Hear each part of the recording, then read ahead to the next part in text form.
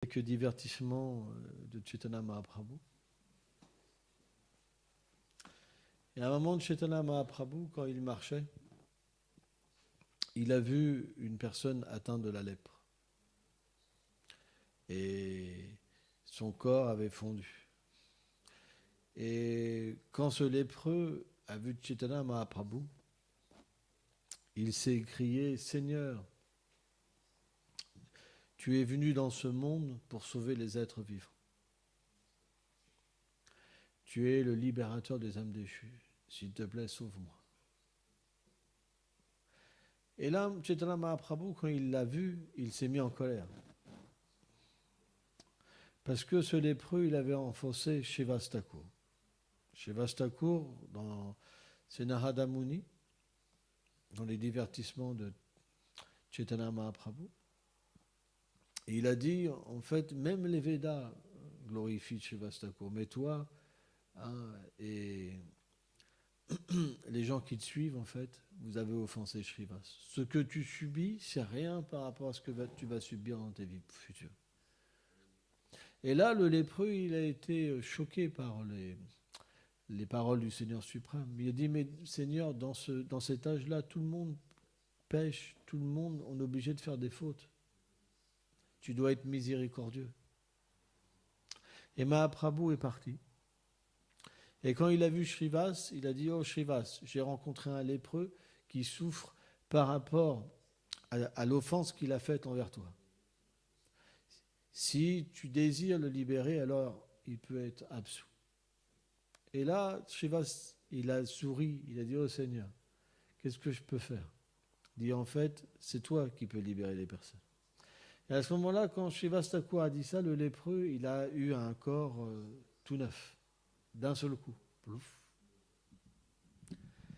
Et Chaitanya Mahaprabhu, pour donner la miséricorde que Srivas voulait envers le lépreux, il a été vers le lépreux très rapidement. Et le lépreux, en fait, s'est jeté à ses pieds. Et quand il a étreint le lépreux, l'ancien lépreux, alors il lui a donné l'amour de Dieu.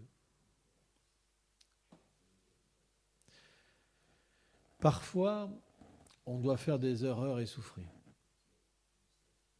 Pourquoi ? Parce qu'il y a quelque chose en nous qui fait que quand les gens nous adorent, on devient orgueilleux. Quand on a des qualités dues à nos vies passées, on devient orgueilleux. Et l'orgueil, c'est quoi ? C'est qu'on peut critiquer et reprendre des grands Vaishnavas, être envieux de grands Vaishnavas, et on doit en souffrir des conséquences. Vaishnava Parade, c'est la pire des choses. Srila Bhakti Pramod Puri Maharaj, il dit qu'il valait mieux manger de la viande, même la vache, que d'offenser un Vaishnav. Parce que l'offense au Vaishnav, la critique au Vaishnav, c'est la faute la plus grave qui existe dans l'univers. On ne pourra jamais atteindre la miséricorde de Krishna si on garde en nous une Vaishnava Parade, une critique envers un Vaishnav qui répand les gloires du Seigneur. Jamais. C'est pourquoi, naturellement, l'offense au Vaishnav, elle nous empêche premièrement de développer le goût pour la conscience de Krishna. Se rappeler Krishna, pouvoir méditer sur les divertissements du Seigneur. Le fait que le Saint-Nom se révèle à nous, c'est impossible. Si on a critiqué un Vaishnav, on a eu une mauvaise pensée envers un Vaishnav, qu'on ne l'a pas accueilli comme il faut, fini la vie spirituelle. Vous pourrez faire ce que vous voulez, aucun goût se manifestera, aucun souvenir de Krishna. La miséricorde de Radharani, elle se manifestera. Impossible. C'est pour ça, la plupart d'entre nous, à cause des Vaishnava Parades, on ne peut pas progresser. C'est le résultat. Si quelqu'un chante, si quelqu'un s'efforce d'atteindre la pratique spirituelle, mais il n'y a pas de goût, c'est juste Vaishnava Parade. Parce que dans cet âge, on n'a pas peur d'offenser un Vaishnav. Quand des grands Vaishnavas, critiquent notre maître spirituel ou d'autres, alors on attaque. Et on trouve des fautes. Le résultat, c'est qu'on est détruit. La bhakti ne pourra pas se développer. Vous pourrez faire ce que vous voulez, zéro. Vous pouvez pleurer, chanter des lacs et des lacs de tours, 64 tours, plusieurs fois par jour, jeûner les jours des Kadashi, etc. Simplement, Krishna vous donnera l'intelligence pour comprendre votre erreur. Vous avez fait une erreur. C'est que vous avez grimacé sur un Vaishnava. Vous avez fait une grimace. Juste ça. Juste, mais pourquoi il a dit ça? Juste ça, c'est fini. Plus de bhakti. Krishna, il est intransigeant avec ça. Si on manque de respect à un Vaishnava, c'est fini. C'est pour ça que la vie spirituelle est très dure dans l'âge de Kali.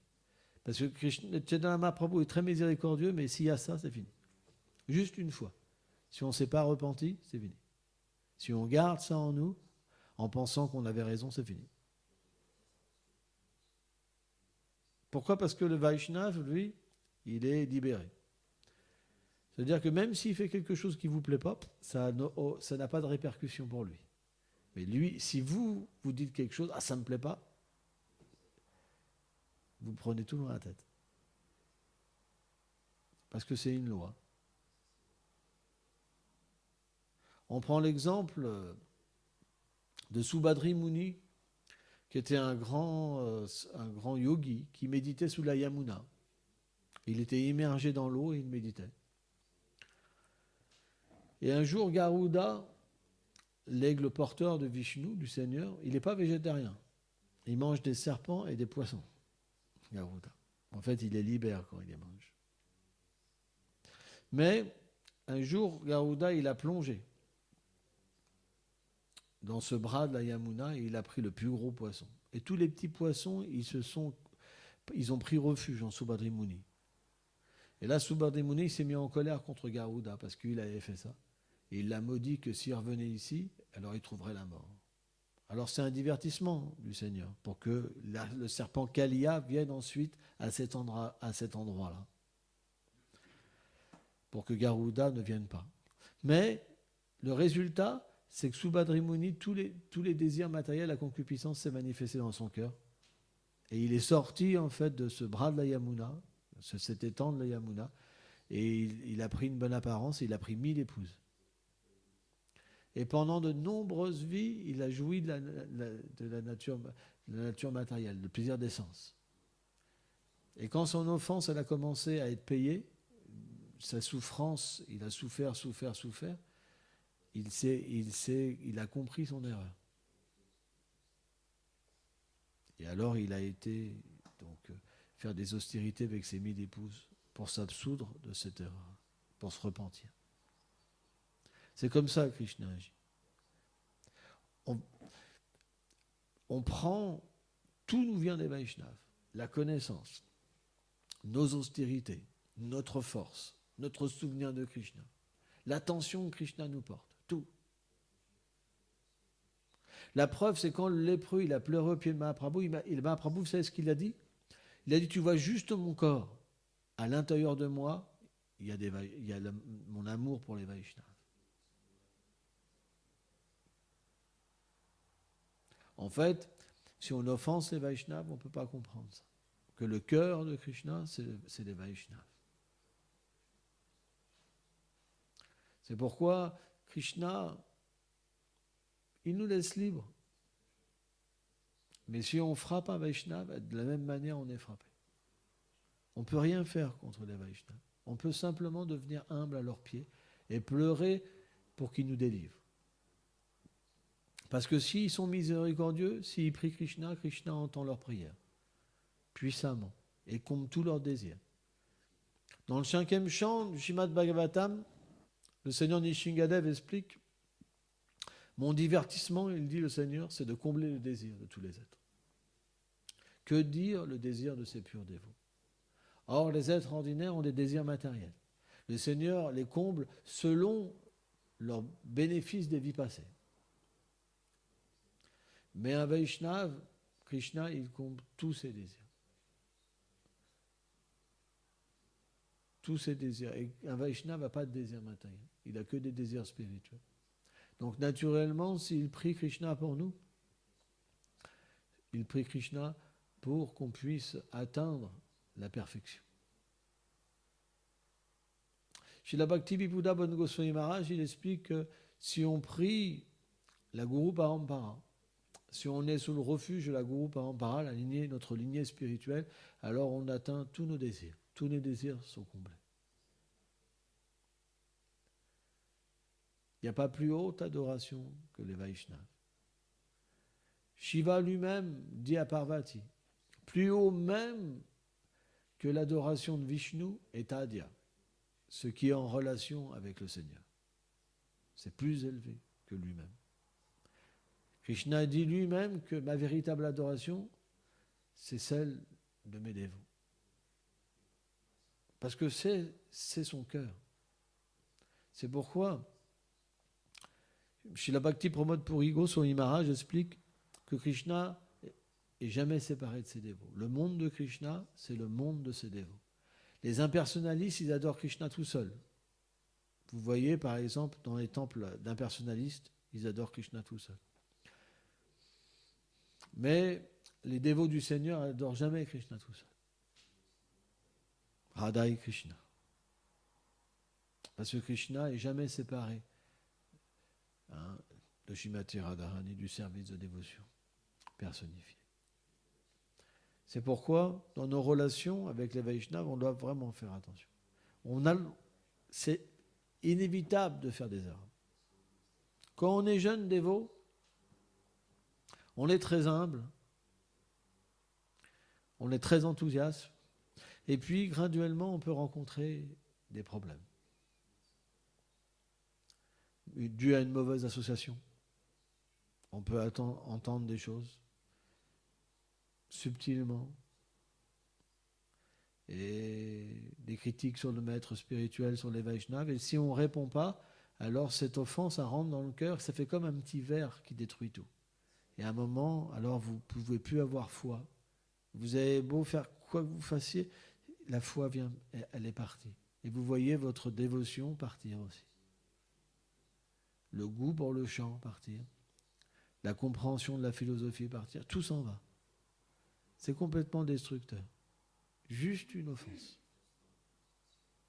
On doit faire extrêmement attention. Et c'est pas si simple que ça. C'est pourquoi, si on fait des erreurs, on doit pouvoir, aussi Krishna doit nous donner le moyen d'absoudre l'erreur. Et d'absoudre l'erreur, c'est le repentir.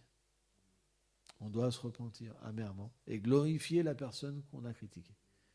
Au même niveau, même plus que ce qu'on a critiqué. Et c'est pas facile.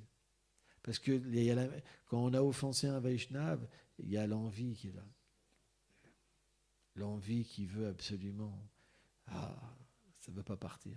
C'est terrible comme chose. Se faire pardonner d'une Vaishnava parade, se libérer d'une Vaishnava parade, c'est extrêmement difficile. Il faut verser beaucoup de larmes. Parce que dans notre cœur, cette envie, ces ennemis, ne nous lâche pas si facilement. Pourquoi ? Pratishta, la position. Pourquoi on critique ? C'est parce qu'on veut la position. C'est très subtil, la position. C'est pourquoi on est obligé de faire des erreurs. Mais on doit se reprendre et graduellement être vraiment... Il faut faire attention. Il faut faire attention avec tous les Vaishnavas. Les petits, les grands, tout, et après tous les êtres vivants. On doit voir les choses en nous. On doit plutôt être dirigé vers nous, se critiquer nous-mêmes. En fait, les êtres qui critiquent les autres, c'est ceux qui ne sont pas tournés vers eux-mêmes. Mais si on voit notre condition si déchue, comment on pourrait critiquer ? Si vous êtes le plus bas, vous devez voir des qualités dans tous les êtres. Ça, c'est le Vaishnavisme. Vaishnavisme, c'est l'humilité. Chez le Bhakti Pramod Puri Goswami Maharaj, qui incarnait l'humilité, c'est ce qu'il disait. Le Vaishnavisme, c'est l'humilité. Et naturellement, quand vous êtes humble, que vous voyez tellement de défauts en vous, vous voyez naturellement des qualités chez les autres. Donc on peut naturellement voir si quelqu'un est véritablement humble, s'il critique personne. C'est pas si simple que ça. On progresse tous. C'est très difficile de trouver une personne qui critique jamais personne. Extrêmement difficile. Et qui est juste centrée sur ses fautes intérieurement. C'est très rare. Hein. Mais si on peut atteindre ce succès, alors certainement on recevra la miséricorde de Nitai et de Gaura. C'est sûr, et de tous les Vaishnavas. Parce que quand les Vaishnavas voient quelqu'un de humble, ils sont satisfaits, ils sont contents, ils donnent leur bénédiction. L'humilité attire la bénédiction des Vaishnavas. Et s'il y a les bénédictions des Vaishnavas, naturellement, le monde transcendantal s'ouvre à nous. C'est pourquoi l'humilité, c'est notre voie. Là où il n'y a pas d'humilité, il n'y a pas de dévotion. Les gens qui se mettent toujours en colère, c'est parce qu'ils n'ont pas de dévotion. C'est comme ça. C'est leur vie est de la souffrance. Et il faut changer. Hein.